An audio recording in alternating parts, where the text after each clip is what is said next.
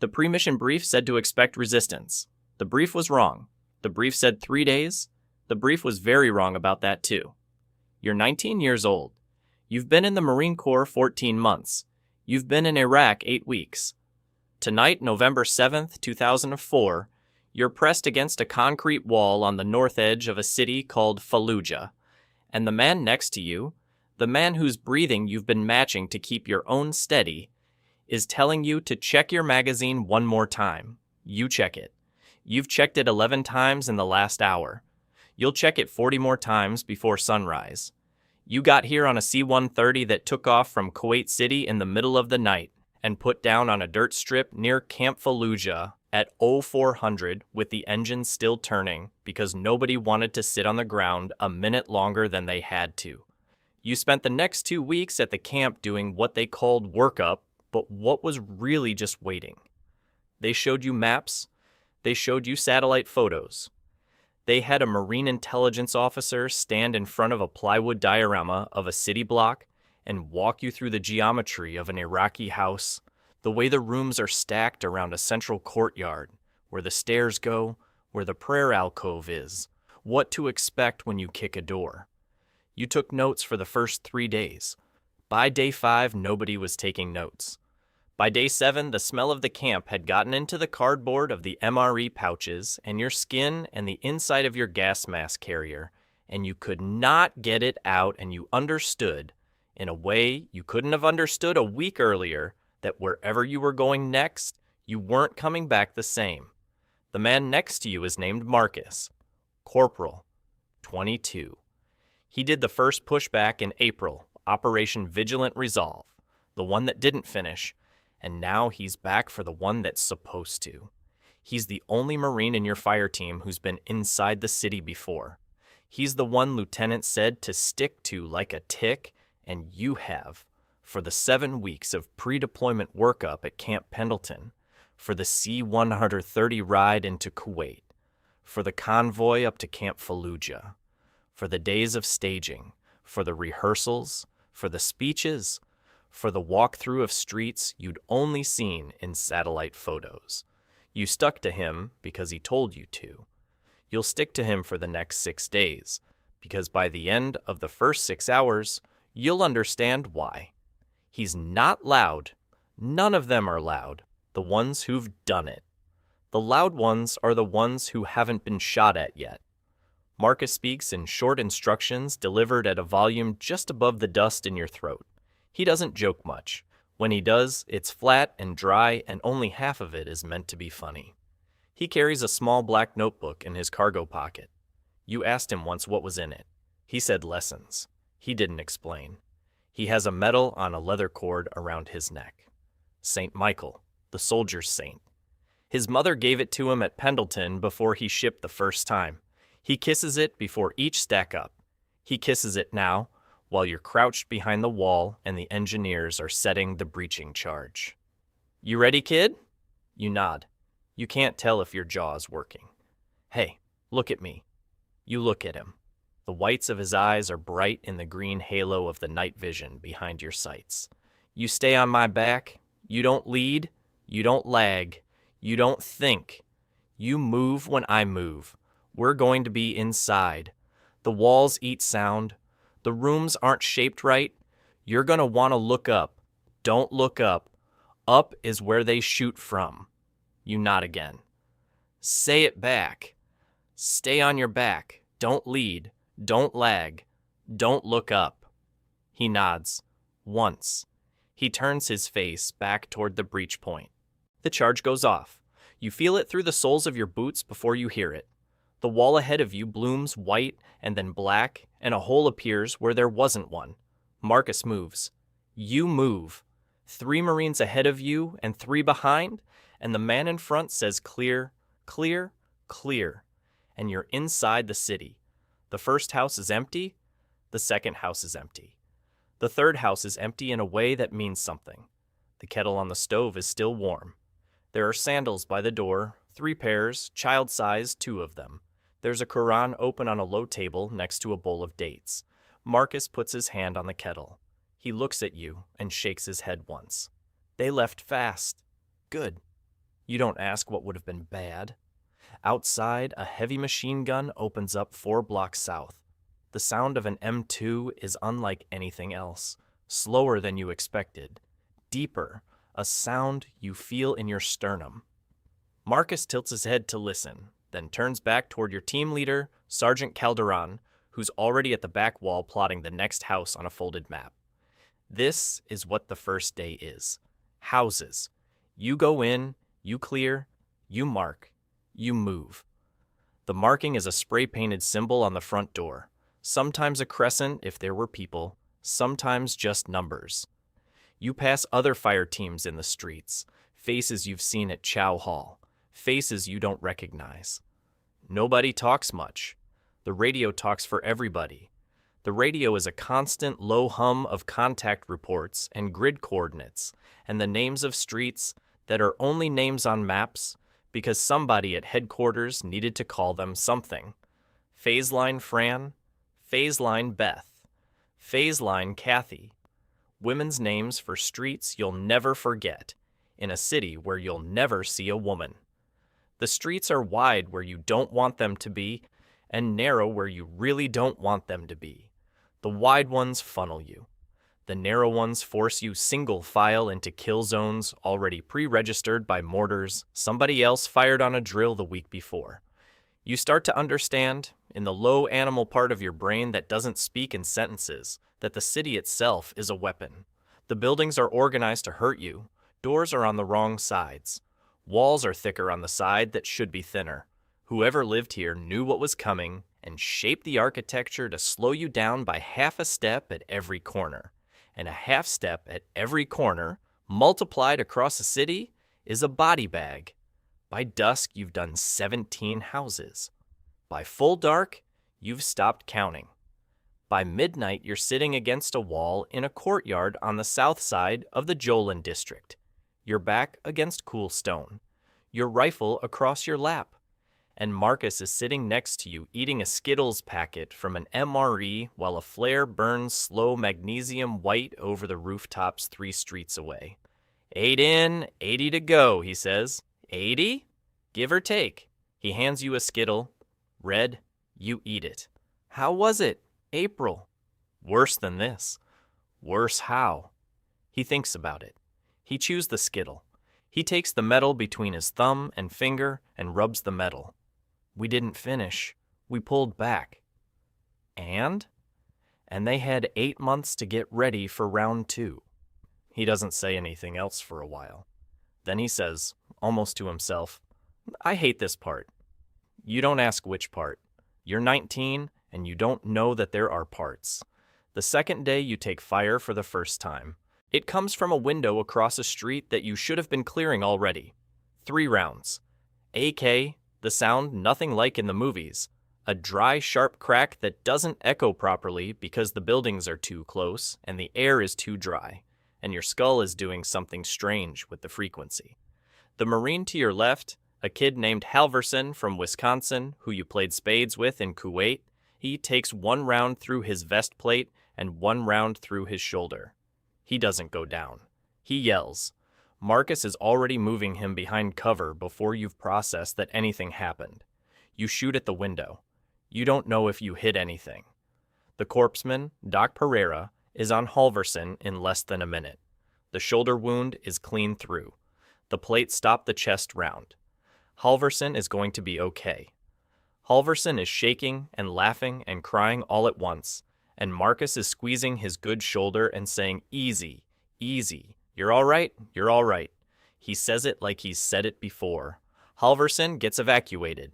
You don't see him again for 9 months, and when you do, he's in a bar in 29 Palms, and he doesn't bring it up, and neither do you, except that at the end of the night when you're walking out to the parking lot, he turns to you and says one thing. I dream about that window.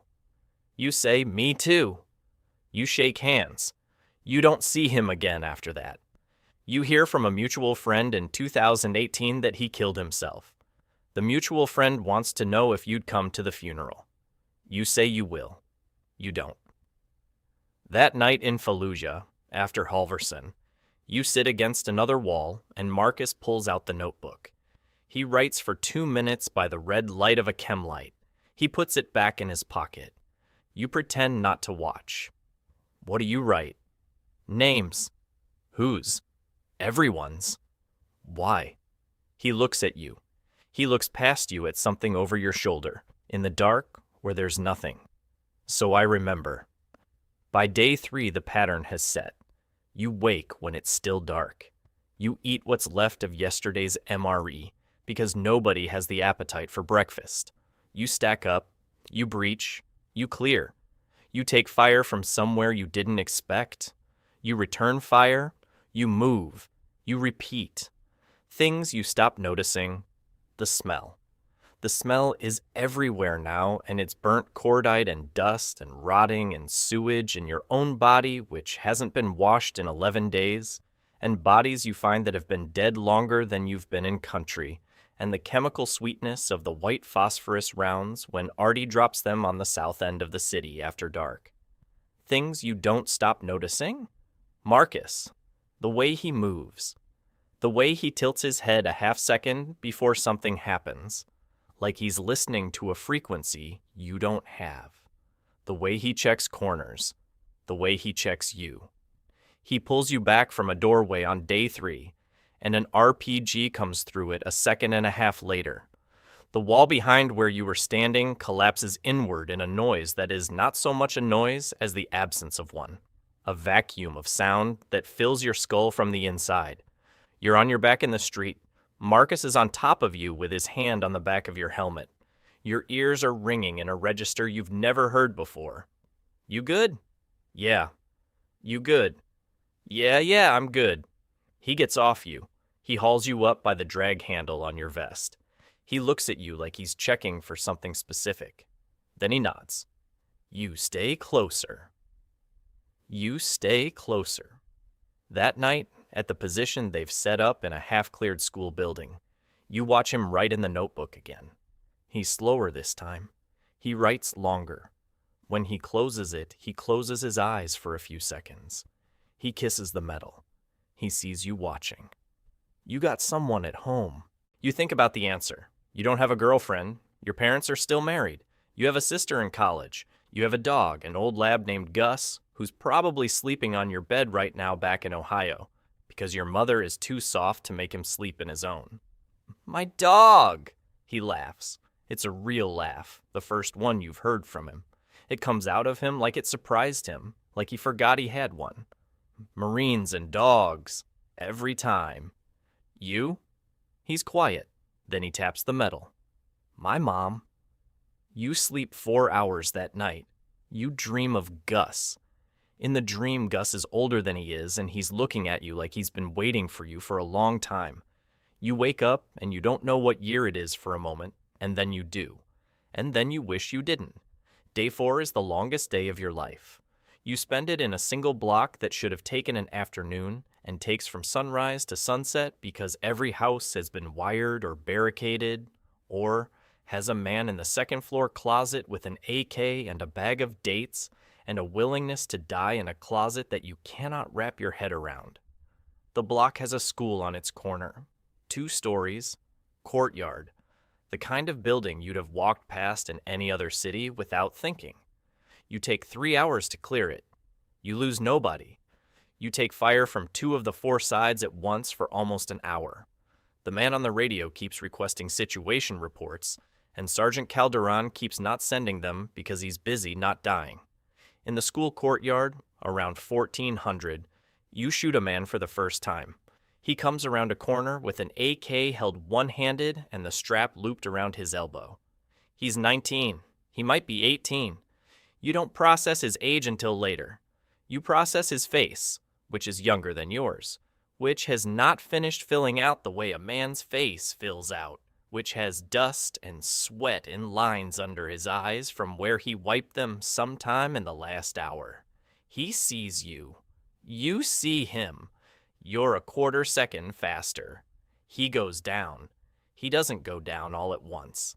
He goes down in 2 parts, the legs first, then the rest, and his hand keeps reaching for the rifle for a few seconds after the rest of him has stopped being interested in the rifle, and then his hand stops too. Marcus is at your shoulder. He's saying something. You don't hear it. You're looking at the boy's face. Hey, hey, eyes on me, eyes on me.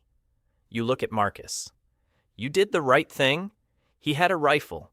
He was pointing it at you. You did the right thing. You nod. Say it. He had a rifle. Right. He was pointing it at me. Right. I did the right thing. Right. You don't believe it yet. You won't believe it for years. You stand at the counter of a Starbucks in Columbus on a Tuesday in 2009, and somebody slams a door behind you, and you have to put your hand on the counter to stay upright. And what you see is that boy's face. Not the door, never the door, always that boy's face. That night in the school, you can't eat. The MRE is chicken with rice. You open it. You smell it. You put it down. Marcus watches you for a minute. He doesn't say anything. He takes the heater bag from his own MRE and uses it on his coffee instead of his food. And he drinks the coffee, and he hands you the rest of his Skittles without looking at you. You eat the Skittles, you sleep 2 hours. Day 5 is longer than day 4. Day 5 is the day Sergeant Peralta's name comes over the radio at mid-morning. You don't know him. You'll learn his name later from the awards write-up when they explain what he did in a kitchen not far from where you're standing right now. Marcus does know him. Marcus stops moving when the name comes over the radio. Marcus stands very still in a hallway with peeling green paint and looks at the floor for 10 seconds. Then he kisses the metal and moves. That afternoon, in a brief moment between houses, while you're taking water out of a hose at a fire engine the engineers have parked in a courtyard, Marcus says one thing about Peralta. He taught me how to clear a room. He doesn't say anything else about him. He never will. You'll think about that sentence for the rest of your life, and you'll never get it down to fewer than 17 meanings. That night, Marcus pulls you aside.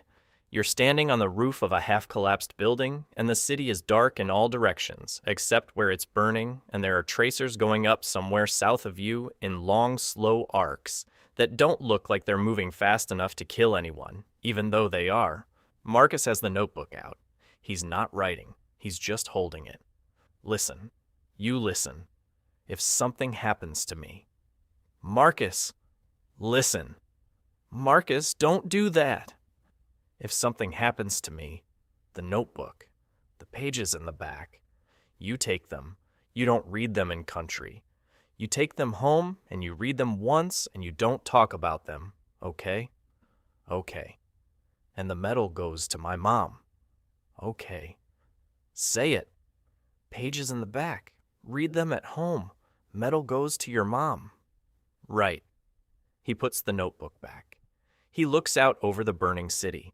He says one more thing, very quietly, like he's saying it to somebody who isn't you. Tell him I tried. You don't ask who him is? You think you didn't hear him right? You did hear him right.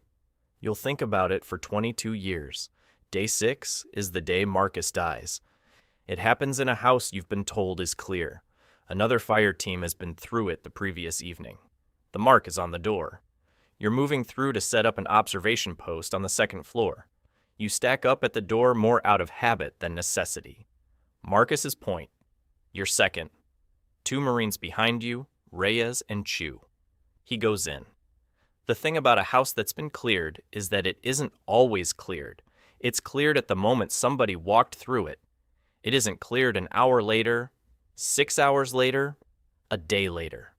People come back. People come up from cellars. People come down from roofs. People crawl through the holes the engineers blew in the walls between buildings. The whole city is permeable. Every wall has a door in it that isn't supposed to be a door. Every cleared house is a house someone forgot to lock from the outside, which you can't do because there's no outside. The outside is also the inside. There's a man in the kitchen. You don't know how he got there. Maybe he was always there. Maybe he came in through the back. Maybe he was in the cellar. The how of it doesn't matter at the speed it happens. Marcus sees him first. Marcus is a quarter second ahead of you, and a quarter second is everything. The man has an AK. The man fires. Marcus fires. The man goes down. Marcus goes down. You're firing before you know you're firing. You don't remember entering the kitchen. You remember Reyes pulling you back. You remember Doc Pereira's hands on Marcus's chest. You remember Marcus's eyes finding yours and staying there. The round went under the plate. The corpseman is doing what he can. What he can isn't enough. Doc Pereira is 23 years old, and he has been a corpsman for 15 months, and he has saved 7 Marines in this city in the last 6 days, and he will save 11 more before this is over, and he will not save Marcus, and he will know, in the way corpsmen know, in the part of the chest that registers the rhythm of another man's breathing under his hand, that Marcus is going before Marcus knows it himself. Marcus says your name, your real name, not kid. He says it once. He says it like he's said it before, like he's been saying it for a long time in places you don't know about yet. He says, the notebook. You take it out of his cargo pocket. Your hands are doing something separate from you. You hold it up so he can see. Pages in the back, he says. Tear them. Take them. The rest, leave it. Marcus, no, hey, look at me. Look at me. Doc's right here. Doc's right here. Tear them. You tear them. The back pages. 3 of them. You fold them. You put them in your blouse pocket against your chest. The paper is warm against you. You don't know why that registers. And the medal, he says, my mom. You take the medal off his neck. The cord is warm. The medal's is warm. He doesn't say anything else. He looks at the ceiling. He looks past the ceiling. His chest rises and his chest falls, and his chest rises smaller, and his chest doesn't rise again. Doc Pereira sits back on his heels. He puts both his hands palm down on his thighs, and he doesn't move them for a long minute. Then he says, very quietly, time of. And he gives a time, and Reyes writes it down on the inside of his forearm with a black marker because nobody can find a pen. You sit on the kitchen floor of a house in Fallujah next to the body of a corporal you've known for 14 weeks, holding a St. Michael's medal in one hand and a folded set of pages in the other. And you don't move for a long time until Reyes puts his hand on your shoulder and tells you it's time, and you move, because that's the job. The combat operations are declared over on December 23rd. You're still in Fallujah on December 24th, doing cleanup, walking streets you cleared 3 weeks ago and now don't recognize. The smell is different. The light is different. There's nothing in the houses anymore, not even kettles. You write Marcus's mother a letter. You don't send it. You write her another. You don't send that one either. You end up sending the medal in a small padded envelope with a note that says only that he was a good Marine and that he spoke about her and that this was his. She writes you back 4 months later. She thanks you. She asks if you'll come visit when you're stateside. You say you will. You don't. The notebook pages you read on the flight home. 3 pages. The first page is a list of names. 41 names. You don't recognize most of them. 2 of them you do. Halverson. Yours. The second page is more names. You count them. 63. None of them you recognize. Some of the names are dated. The dates are wrong. They're dates that haven't happened yet. There's a name with a date in 2007, a name with a date in 2011, a name with a date in 2019. The third page has only 1 line, written small, in the middle of an otherwise empty page. It says, "Tell him I tried." You don't know who him is. You think about it on and off for a year. You think about it less the second year. By the 3rd year, you've stopped thinking about it most days. You take the medal back from Marcus's mother 8 years later, when she's sick and asks you to. She's living in a small house in Bakersfield with a screen door that doesn't quite close and a photograph of Marcus on the kitchen counter from when he was 17. She gives you tea. She tells you he wrote her about you. She tells you he said the kid was going to make it. She doesn't ask what's on the pages. You wouldn't know how to tell her. She dies 6 weeks after your visit. You wear the medal under your shirt for the rest of your life. You kiss it before things you're afraid of. You don't know who you're praying to. You're not sure it's praying. You reread the pages once a year on the 7th of November. You've never figured out the names. The ones with future dates, by now, have all happened. You stopped checking after the first 11 came true. The 12th was Halverson in 2018, exactly when the page said. You stopped checking that night. You haven't stopped rereading. There's a difference and you can't explain what it is. Sometimes, late in the part of the night when you're alone with what you carry, you think about the third page, the one line. Tell him I tried? You think? Tell who? You think? Tried what? You think about him standing in that hallway after Peralta's name came over the radio. You think about him saying he hated this part. You think about him on the roof that night, looking out over the burning city, talking very quietly to somebody who wasn't you. You think he was looking right past me, like he was looking at someone else, like he was looking right at, you don't finish the thought, you never do. You haven't in 22 years. You won't tonight either.